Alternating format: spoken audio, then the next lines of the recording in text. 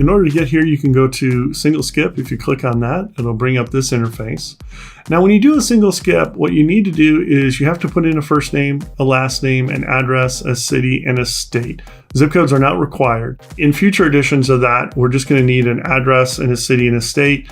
And of course, we can skip trace on that. We'll bring up ownership information and so forth. But right now, just searching on a single person, just click the search here, and their first name, their last name, the emails associated with it, the phone numbers will all come up for this particular person, as well as any previous addresses for that person. Or if we found a current address, a more current address, you will see that in here. Now, when you first sign up, you're given 150 credits, I believe, as of this video file.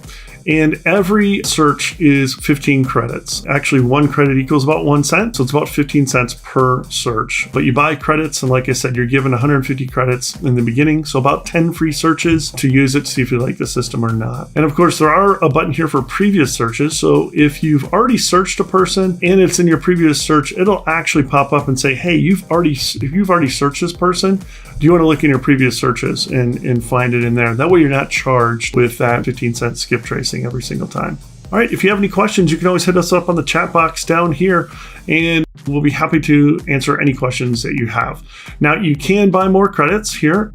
You can click on this, buy more credits, and there are a couple different packages. 2,500 credits, 5,000, and 10,000. Of course, the 25 credits is basically 1 cent per credit. And like I said, 15 credits, all the way up to $97. So you're getting about a 3% or 4% or 6% discount on there. Click the package, click on that, and then a buy button will be appearing. And then you can go ahead and purchase those extra credits you may need for a single search. Right now, credits are only used on single search. So just be aware. Those are only used on single search, not used in any subscription package or list package that we have. All right, you have a great day. Thanks a lot.